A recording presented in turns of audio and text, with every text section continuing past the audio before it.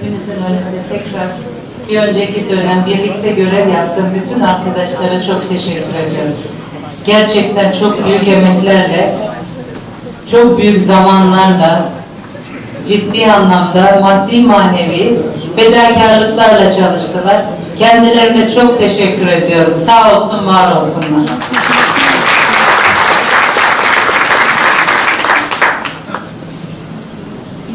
Bir dönemi daha kapattık. Yeni bir dönem. Çok da güzel bir kongre oldu. Katılımlar için çok teşekkür ediyorum. Kalabalık oluşumuz hoşumuza gitti ama keşke çok daha büyük salonlarda, çok daha geniş katılımlarla yaptığımız günlerde görürüz inşallah. Yeni dönemde bana arkadaşlık edecek YK üyelerini izninizle buraya almak istiyorum. Programı açıklarken arkadaşlarım da yanımda olsun. Buyurun.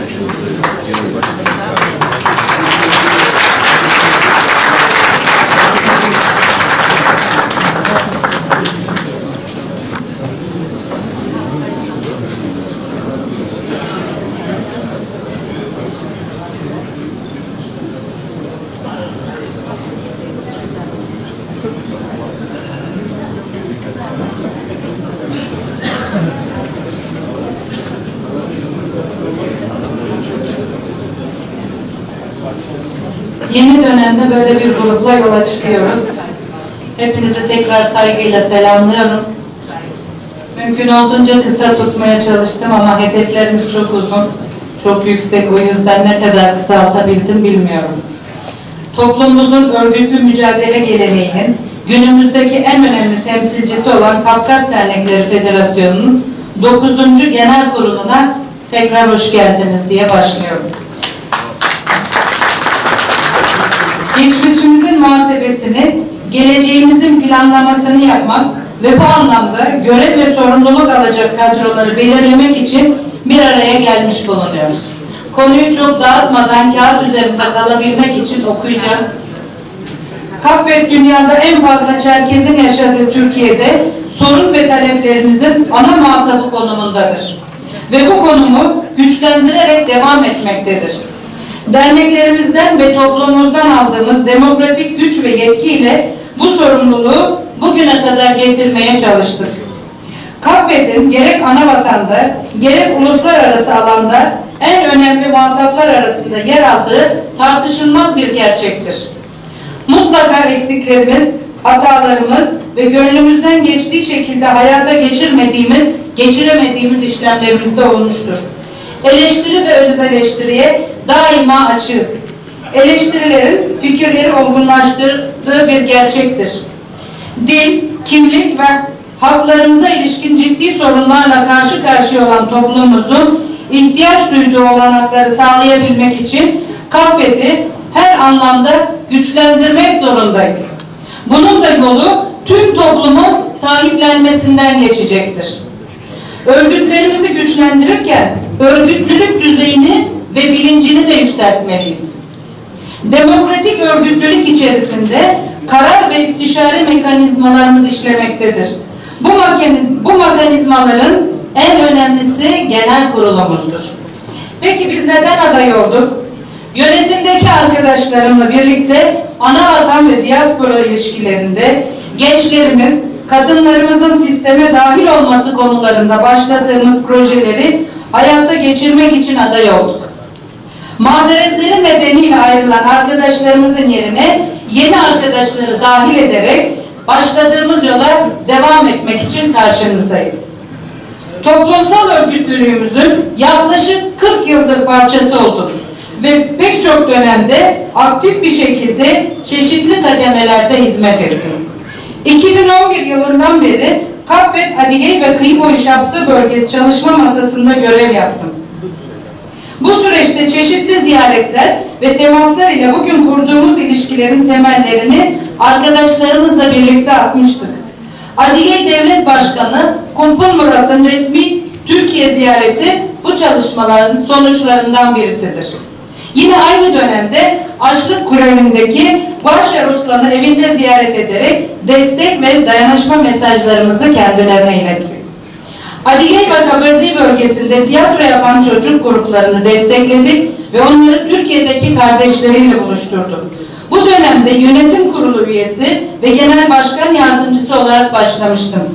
Genel başkanın seçimler nedeniyle istifası sonrası yönetim kurulumuzun önerisi ve genel kurulun da görevlendirmesiyle genel başkan olarak Nisan ayından beri arkadaşlarımla birlikte topluma hizmet etmeye çalıştım. Bu süreç içerisinde kurumsal demokratik mekanizmaları işleterek toplumun nabzını tutmaya ve ona uygun şekilde hareket etmeye çalıştık. Genel kurul hazırlık sürecinde hemen hemen tüm bölgelerde ziyarette bulunduk. Anavatan programımız nedeniyle gidemediğimiz bölgelerdeki dostlarımız lütfen kusurumuza bakmasın. Bu çalışmalarımızda genel olarak gördüğümüz tablo destekleyici ve yüreklendirici oldu. Tüm dostlarıma bu anlamda teşekkürü bir borç biliyorum. Federasyonumuzun üye dernekleri yönetime katılımı konusunda ona önemli bir geleneği listenin en az yarısının bölgelerden bildirilen adaylardan oluşmasıdır. Üye derneklerimizin ve toplumumuzun tüm zenginliğiyle yönetimde temsil edilmesi adına önemli bulduğumuz bu geleneği biz de sürdürerek bölgelerimizden bildirilen isimlere listelerimizde yer verdik. Dernekçilik tecrübesine sahip insanlarımız ile yeni bakış açıları getirebilecek sosyal ve profesyonel hayatta başarılı insanlarımızı, tecrübeliler ile özgür düşüncelere sahip gençlerimizi bir listede buluşturduk. İyi bir liste oluşturduğumuzu düşünüyoruz. Çalışma prensiplerimizi 4D ile açıklıyoruz. Duyarlı, demokrat, deneyimli, dinamik. Buna çok önem verdik. Duyarlıyız. Toplumumuzun tüm seslerine, sorunlarına, taleplerine ve önerilerine duyarlı olacağız. Savaşa, sürgünlere, soykırıma ve asimilasyon politikalarına karşın varlığını bugünlere taşıyan toplumumuzun sorunları kentleşme ve küreselleşme ile katmerlendi. Artık uluslararası belgelere de yansıdığı üzere varlık mücadelesi veriyoruz.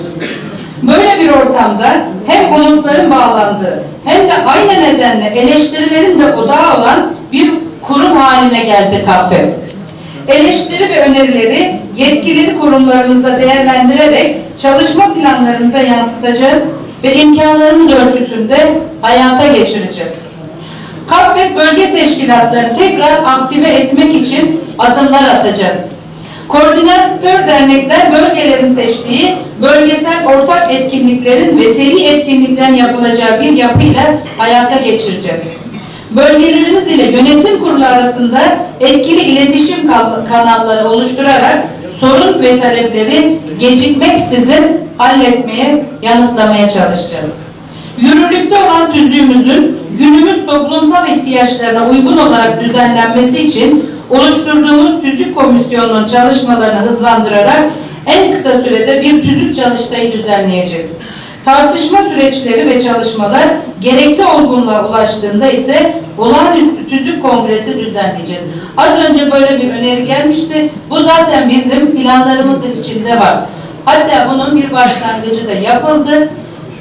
Bu komisyon oluşturuldu ancak komisyon biraz daha genişletilip farklı görüşlerde alınarak tüzüğümüzün belki de her maddesi üzerinde çalışarak bir tüzük komisyon çalışması yapacağız. Bunu tarih belirtemiyoruz çünkü. Ne kadar zamanda bu çalışmanın olgunlaştıracağımızı bilemiyoruz. Hep birlikte yapacağımız için birlikte göreceğiz bunun olgunlaştırılmasının sürecini. Toplumda tartışılan, toplumda sıkıntı yaratan hiçbir konunun üstünün örtülmemesinden yanayım. Konuların tartışılması önemli. Tartışarak ortak aklı bulacağımıza ben inanıyorum. Susarak, üstüne örterek hiçbir şeye çözüme ulaştıramadığımız gibi toplumda da gereksiz kutuplaşmalara neden oluyor. Bu yüzden bu tüzük çalışmasını biz de çok önemsiyoruz. Daha önce 3 defa düzenlediğimiz forumları diğer bölgelerimizde de yapacağız. En son Kapadokya Gençlik Çalıştayı kapsamında yaptığımız ve internetten de canlı yayınladığımız Gençler Soruyor, Kaffet Yanıtlıyor programının formatını farklı kesimler ve bölgelerde de hayata geçireceğiz. Bir Kaffet geleneği olan ortak akıl toplantıları ile görüş ve önerileri toplayarak stratejimize yansıtacağız. Bu çalışmalarda toplumumuzun tüm farkındalıklarının temsili için çaba harcayacağız. Gençliğin, kadınların tartışmalara ve karar süreçlerine katılımı konusunu özellikle önemsiyoruz. Toplumun yarısını oluşturan kadınlarımızı yeterince kapsamayan bir yapı ile sorunları çözmemiz, ana dilimizi, kültürümüzü, kimliğimizi geliştirerek ileri taşımamız da hiç mümkün değil. Gençlerimiz ise bizim gibi geçmişten gelen rezervlerimizden bağımsız olarak özgür düşüncelerini ve umutları ile hem kurumlarımıza hem de toplumumuza önemli katkılarda bulunabilirler. Gençliği olmayan kurumun da toplumsal mücadelenin geleceğinin de olmayacağının bilincindeyiz. Hem kadınlarımızın hem de gençlerimizin sorun, öneri, eleştiri ve taleplerine duyarlılık konusunda gerektiğinde pozitif ayrımcılık da yapmaya özen göstereceğiz. Duyarlılığımızın çerçevesini Türkiye diasporası ile sınırlandırmıyoruz. Gerek ana vatanda, gerek direkt diaspora ülkelerinde yaşayan kardeşlerimiz ile de köprülerimizi güçlendireceğiz. Ve onların da sorun, öneri ve taleplerine duyarlı olacağız. Bunun için gelecekte kalıcı hale gelecek temas ve mekanizmaları geliştirmek üzere çalışmalarımıza başladık. Bu çalışmalarımızı kararlılıkla sürdüreceğiz. Özellikle diasporadaki tüm derneklerle yapacağımız birlikte çalışmaları gerçekten çok önemsiyoruz. Demokratız. Demokratik bir yapıda sürdüreceğimiz çalışmaların iki boyutu bulunmaktadır. Kurumsal mekanizmalarda ve işleyişte demokrat olacağız. Toplumumuzun kurumsal mekanizmalarımız ve yetkili kurullarımız üzerinde karar süreçlerini etkileyebilmelerine olanak sağlayacağız. Yetkili kurumlarımızın etkin ve verimli işleyebilmesi, şeffaf ve hesap verilir nitelikte çalışmaları için süreçleri geliştirecek ve iyileştireceğiz. Başkanlar Kurulumuzun verimli çalışabilmesi ve etkinliğinin artırılabilmesi için başkanlarımızla birlikte adımlar atacağız. Demokrasi mücadelesinde kuruluşumuzdan bu yana çeşitli alanlarda yürüttüğümüz çalışmaları daha ileri taşıyacağız. Sivil platformda toplumumuzu temsilen daha etkili şekilde yer almak için bu alanda tecrübeli insanlarımızın da yer alacağı bir sivil toplumla ilişkiler komisyonu kuracağız. Bu alandaki çalışmalar daha önce daha sınırlı olarak çeşitli şekillerde sürdürülüyordu. Önümüzdeki dönem yapılandırılmış bir şekilde bu çalışmaları geliştirerek sürdürmeyi hedefliyoruz. Demokrasinin bizim açımızdan diğer bir temel unsurunu oluşturan ve tüzüğümüzde önemli vurgulanan insan hakları alanlarında da çalışmalarımızı yoğunlaştıracağız. Gerek ülkemizde ayrımcılık ve nefret suçu bağlamında yaşanan, başta olmak üzere maruz kaldığımız hak ihlalleri gerek ana vatanda yaşayan hak ihlalleri konusunda daha hızlı ve etkin şekilde tepki verebilmek için etkili bir izleme mekanizması oluşturacağız. Bu alanda tecrübeli hukukçularımızdan ve uzmanlarımızdan oluşan bir komisyonumuzda yönetim kuruluna destek verecek. Ülkemizdeki ve dünyadaki tüm hakları ağlarında yer almak için adımlar atacağız. Biz hak mücadelesini hem anavatanda hem Türkiye'de yapabilmeyi ümit ediyoruz. Deneyimliyiz. Huzurunuza deneyimli bir kadro ile çıkmak için gayret ettik. Kaffet derneklerimizin kendilerinin ötesinde ulusal ve uluslararası alanlarda çalışmalar yapması için kurulmuş bir çatı örgütüdür. KAFVED'in toplumumuzun önemli kazanımlarından biri olduğunu tüm sağduyulu kesimlerce kabul edilmektedir. Bu kurumun çalışma ve sorumluluk alanlarının genişliği göz önüne alındığında kurumsal görevlerini yerine getirecek insanların da hem kendi alanlarında hem toplumsal alanlarda deneyim sahibi olması önem taşımaktadır.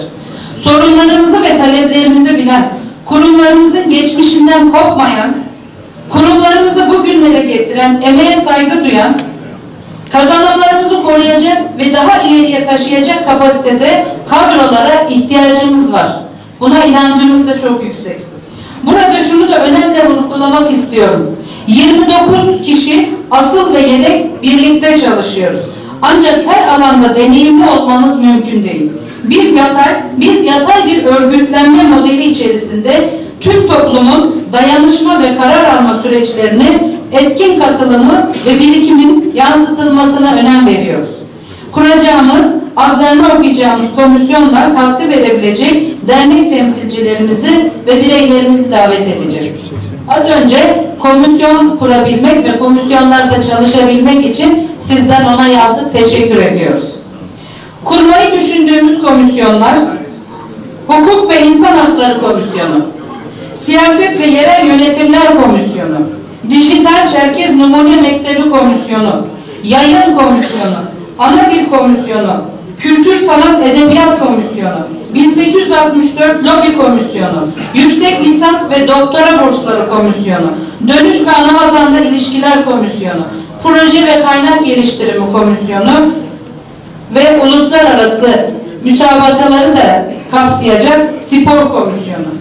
Bu komisyonların çalışmaları ve önerileri federasyon yetkili kurullarında gecikmeksizin gündeme alınarak karara bağlanacaktır. Amacımız KAFVED'e hep birlikte yüceltmek. KAFVED'e hep birlikte bir şeyler katabilmek. Gerçekten yönetim kuruluna vereceğiniz destek 2 yıl içinde yapılacak çalışmalar için çok önem arz etmektedir. Dinamiz, köy yaşamı içerisinde bir ölçüde korunan dilimiz ve kültürümüz bugün artık daha yoğun tehdit altındadır. O günlerde ihtiyaç duyulmayan pek çok yeni çalışmaya bugün ihtiyaç duyulmaktadır. Gelişen iletişim kanalları büyük fırsatların yanı sıra yeni sorunlar ve meydan okumalarla karşımıza çıkmıştır. Tüm dünyada olduğu gibi ana vatanda ve ülkemizde gerileyen demokratik ortamı artık çalışmalarımızda mutlaka dikkate almamız gerekiyor. Hem ana vatanda hem diğer diaspora ülkeleriyle hem de kendi toplumumuz ve kurumlarımızla kuracağımız köprüler ancak dinamik bir kurumsal anlayışla işlevsel olabilecektir. Gerek yaşadığımız ülkede, gerek Rusya Federasyonu'nda, gerekse uluslararası camiada taleplerimiz olacak. Bu demokratik talepler kendiliğinden gerçekleşmeyecek. Mutlaka emek verilmesi, süreklilik ve sürdürülebilirlik anlayışı içerisinde takipçi olunması gerekiyor. Bunlar için hem kendi yapısı içerisinde bu çalışmalara vakit ayıracak, katkı sunacak bir dinamik ekip kurulması hem de toplumun harekete geçirilmesi gerekmektedir. Dinamizmin dönüşüm hayatın bir parçasıdır. Diğer yandan kurumlar ilkeleri, değerleri, gelenekleri, kurumsal mekanizmaları ve kuralları ile güçlüdür. Bunlar gerekli hallerde mümkün olan en geniş toplumsal katılımlı şekilde tartışılarak değiştirilebilir. Bu vesileyle önemli altını çizmek istediğim bir husus yüzü ana vatana dönük olma ilkemizdir.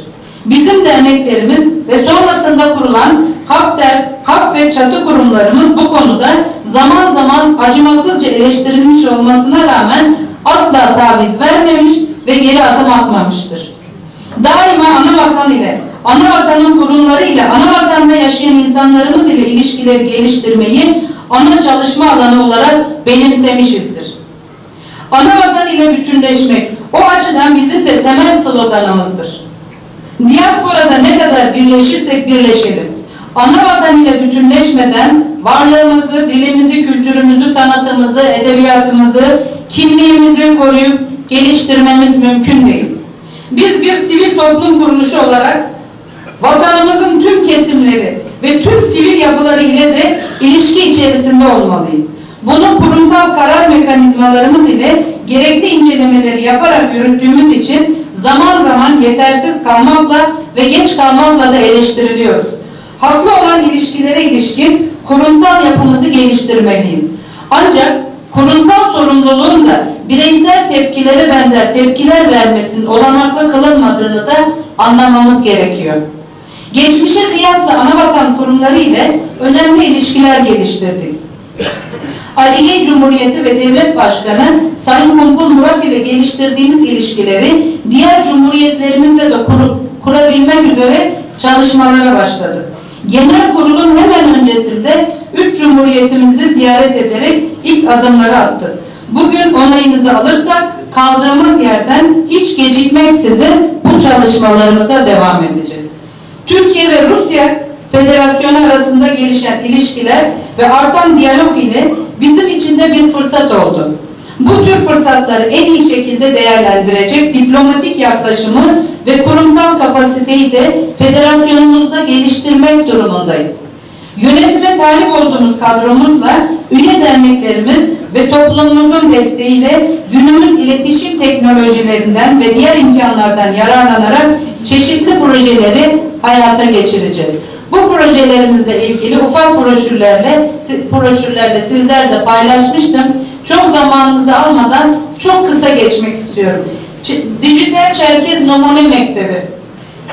Bu isimle biraz eleştirildik aslında ama şöyle 1908'lerden beri biz Çerkez Taahhüt Cemiyeti ile hak, hukuk, din, kimlik mücadelesine başladık. Günümüz koşullarında içinde yaşadığımız demokratik şartlar doğrultusunda bu taleplerimiz biraz güçlendi, biraz sindirildi. Bu Çerkez Numune Mektebi de bizim kurulmuş ilk okulumuz. Çok kısa sürede olsa da gününde çok ciddi ses getirmiş bir okul. Biz hem o günlerden bugüne mücadelemizin geldiğini bilelim hem de yeni bir çalışma şeklini bu isim içine derc edelim istedik. Burada az önce Sayın Maykop Kase Başkanımız Ramazan Bey'in de söylediği gibi 2 yıldır Anavatan'la ana dil konusunda çok önemli çalışmalar yapıyoruz. Yeni bir proje geliştirdiler. Geçen yıl bu proje üzerinde çalışıldı. Bu sene gittiğimizde bu proje hayata geçmişti. Önümüzdeki dönemde biz de o projeyi ben ya da diğer arkadaşım her kim kazanırsa mutlaka buraya getirmeli. Bu projeyle ilgili çalışmaların devamı şart. Biz bu Çerkez Numune Mektebi'nde bu çalışmaları başlamayı planlıyoruz. Ayrıca sadece ana dil değil, burada müzik, spor, yazı, el sanatları, bütün konuları işleyebileceğimiz dijital bir ortam olacak. Burada da yine hep birlikte hareket edersek bu okulumuzu güçlendireceğiz. Ayrıca ana dil yaygınlaştırması, kültür ve edebiyat çalışmalarının yaygınlanması amacıyla Diyanet, güncel gelişmeler, analizler ve yorumların yer alacağı bazı dergilerde elektronik ortamda periyodik olarak yayınlamayı planlıyoruz. 1864 lobi çalışması diye bir başlık attık. En önemli çalışma alanlarımız arasında yer alan sürgün ve soykırımın ülke ve dünya gündemine taşınması için medya, akademi, siyaset üçgeni başta olmak üzere 1864 lobi grubunu oluşturacağız ve hayata geçireceğiz. Çerkez Tarihi kitabı bu çok iddialı bulunan bir şey. Ancak şöyle, her ne kadar internette birçok bilgiye erişim imkanı sağlansa da sağlıklı bir kaynak olmadığı da hepimizin malumu. Bu çerçevede her eve girecek, rahat okunup anlaşılabilecek bir tarih kitabı hep birlikte hazırlayabiliriz diye düşünüyoruz. Bunu bastırıp yaygınlaştırmak, ayrıca derneklerimizde, yaygınlaşan çocuk kulüplerimizde ve ailelerin çocuklarını bilinçlendirmelerinde katkı sağlaması anlamıyla bu kitabı daha sadeleştirilmiş bir versiyonunu da çocuklarımız için yayınlamayı planlıyoruz. Çifte vatandaşlık talebi bizim 2011'den beri üzerinde çalıştığımız konular. Bu konuda Anavatan'daki arkadaşlarımızla da derneklerimizle de görüşme halindeyiz. Gezici atölyeleri, gençlik çalışmaları anlamında çok önemsiyoruz. derneklerimizin bölgesel çalışma yöntemini destekleyecek şekilde yaratıcı yazarlık, masal atölyesi, film atölyesi, fotoğrafçılık gibi gezici etkinlikler, atölyeler, sergiler ve gösteriler organize edeceğiz. Ve ben inanıyorum ki bu konuda gençlerimizle çok iyi bir elektrik yakaladık. Bu iletişim bu çalışmalara da yansıyacak. Nartkart, adı Nartkart da olsa aslında burası düzenli kaynak geliştirme projesi. Yani biz yapacağımız bütün bu projeleri hayata geçirebilmek için takdir edersiniz ki bir bütçeye ihtiyacımız olacak. Bu bütçe içinde bazılarını projelendirip Avrupa Birliği, UNESCO, İçişleri Bakanlığı her yerden alabiliriz, çabalarımız sürüyor. Ancak bunun dışında da bizim sürekli bir gelire ihtiyacımız var. Nartkart benzeri çalışmalarda arkadaşlarımız organize olmaya başladılar. Burs, halkımıza yönelik konularda yüksek lisans ve doktora yapacak öğrencilere burs verilmesi için kaynak oluşturma çabalarımızı da sürdüreceğiz. TRT Çerkez, 2011 yılında anayasa değişikliği döneminde KAFET Yönetim Kurulu olarak yer aldı. Her genel kurulumuzda da salona astığımız demokratik taleplerimizin takipçisi olmaya devam edeceğiz. Hatta bununla ilgili tuhaf bir şekilde eleştiri de aldık. Bu talepleri her seferinde asıyorsunuz ve eskidi diye. Sayın delegeler, bu talepler eskimiş olabilir mi? Bunlar yerine gelinceye kadar bu taleplerimizin arkasındayız. Orada taleplerimizden birinde ana dil eğitimi, ana dil eğitimi yaşama geçmeli diyordu. Bugün geçti 2011'den 2019'a. Şu anda 2 tane üniversitede ana dil eğitimi var. Liselerde seçmeli dil eğitimi var. Hatta halk eğitim kurslarında bize ana dilde ders verecek hocalar görevlendiriyorlar. Çerkezce TV ve tiyatro, radyo yayını yapılması da hala peşinde olduğumuz. Bunların 2011'den bugüne geliştirememiş olmamız sadece KAFET'in bir sorumluluğu da değil. İçinde yaşadığımız demokratik şartlarda. Ama sonuçta bunların hepsi yerine gelecektir diye düşünüyorum. Özellikle TRT Çerkez konusunda bu dönem özel çalışma gruplarıyla biraz daha mesafe alacağımızı düşünüyoruz. Girişimcilik günleri nesillerimizin ticari alanda daha başarılı olmaları, kendi işletmelerini kurup büyütebilmeleri için girişimcilik günleriyle ilgili bu alanda kapasite geliştirme çalışmaları yapacağız. Tüm ilgililerin iş insanlarıyla buluşmalarını sağlayacağız. NART Akademisi, toplumsal sorunlara duyarlı kadro oluşturabilecek gençlerimizi destekleyerek geliştirmelerini sağlamak için planlanmış olan NART Akademi güncellenerek tekrar hayata geçecek. Şamil Cani aramızda çok büyük emekleri var. Gerçekten bir akademi gibi çalıştı bu geçmişte.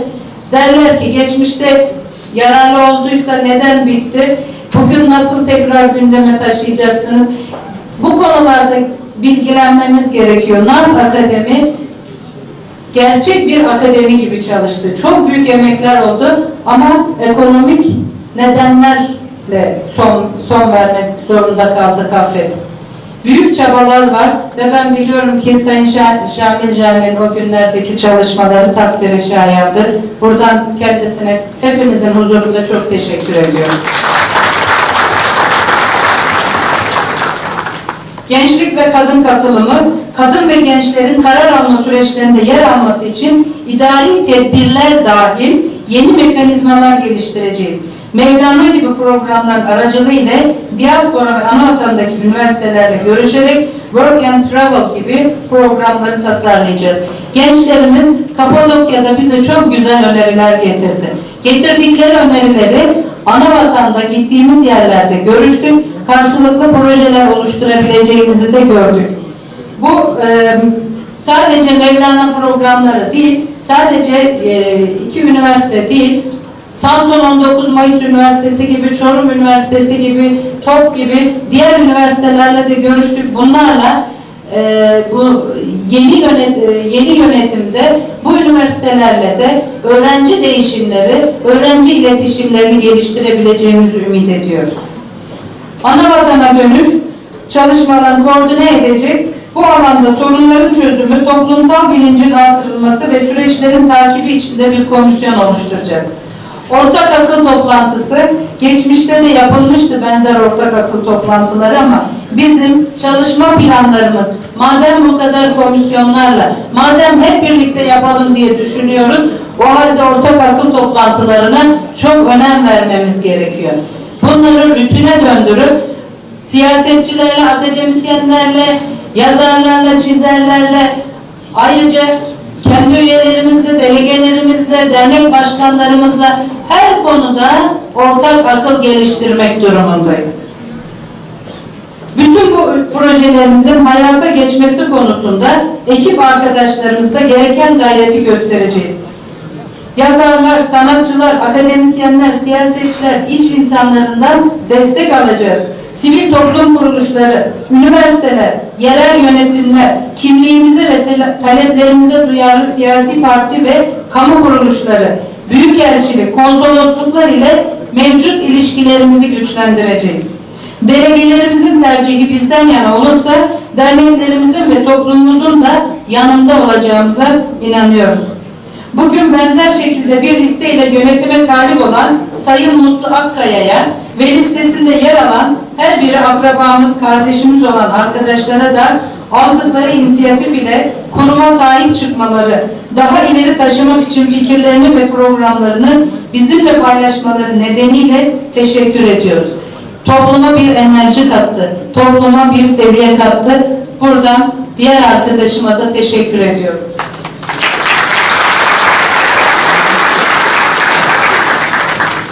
Genel kurulumuzun tercihi her ne olursa olsun biz gelenekleri olan bir toplumuz ve KAFET bu toplumun göz bebeği kurumudur. Hepimiz biriz ve KAFET'in toplumumuzun her zaman emrindeyiz. Ben diyorum ki arkadaşlara, siz seçilirseniz her daim yanınızdayım. Ama ola ki ben seçilirsem hepinizi yanımda istiyorum. Beni sabırla dinlediğiniz için hepinize teşekkür ediyorum. Genel kurulumuzun toplumumuz ve kurumumuz adına hayırlara vesile olmasını temenni ediyorum.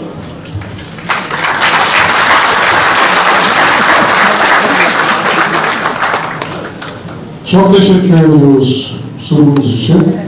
Arkadaşlarımızı tanıtalım, birlikte yola çıkacağız. Tamam, buyurun.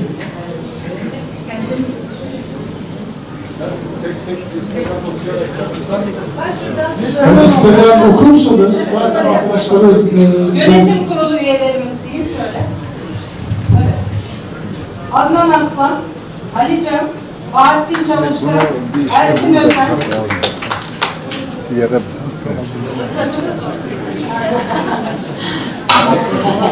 Tamam. Evet. Ersin Özen, Ferit Domaniç, Filiz Çelik, Filiz Kaplan, Hakan Karuk, Özcan Akçer, Salih Cantürk, Samit Tokmak, Serpil Yılmaz Dizdarlar, Turan Akın, Ünal Uluçay, Adil Emre Cankul, Dilru Genel, İbrahim Alkan Sandıkçı, İrfan Kalkan, İrme Özlem, Mustafa Aziz Özbek, Nart Yenem Atalay, Nesrin Alpan, Oya Hansu, Saniye Boran, Sedat Dumrul, Sevinç Baykan Özden, Seyit Polat, Şahin Sayılgan. Arkadaşlarıma huzurunuzda tekrar teşekkür ediyorum. Eminim bu görevi güzel verirseniz bu güçlü grupla güzel şeyler yaparız. Teşekkür ediyorum. Biz teşekkür ediyoruz. Efendim zaman kazanmak bakımından bir önerge var. Sağlık kurulu başkanların göreviyle ilgili bir önerge var. Başka önerge yoksa ben bunu oynayacağım. Arkadaşlar hazır olsunlar. Bir grubu sahneye alacağım. Yapılmakta olan Kafkas Dernekler Federasyon 9 olan genel kurulu gündemde 12. maddesi yansıyan bir kurum oluşması için aşağıdaki yazılı isimleri öneriyoruz. Berat Uyar, Hakan Can, Gülsen Sarı, Necan Erdem, Yasin Demir, Özdemir Şahin, Can Demir, Meral Özdemir, Hakan Aydemir, Ziya Şerbaş. Öneren Murat Özden, İnan Uluçan, Bilsen Sallı, Atilla Mutlu. Başka önerge var mı? Yok. Oylarınıza sunuyorum. Kabul edenler, etmeyenler. Teşekkürler.